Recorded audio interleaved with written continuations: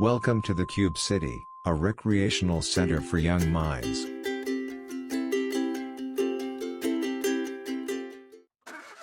While driving you get a glimpse of the perforated screens with various art illustrations.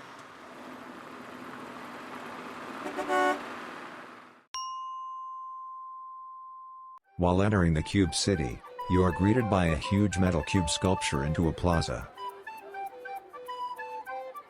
First is the Creative Arts Building, with a library, art studio, pediatric clinic and computer lab.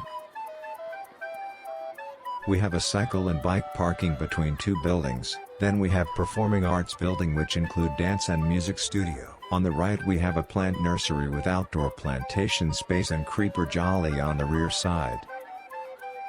This is an outdoor amphitheater with shrub plantation pods. We have a nice sitting spaces on every node. This is Art and Innovation Hub.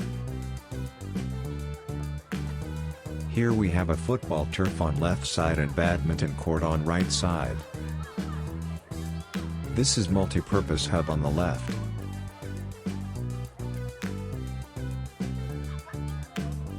The open playground is in the center of the campus.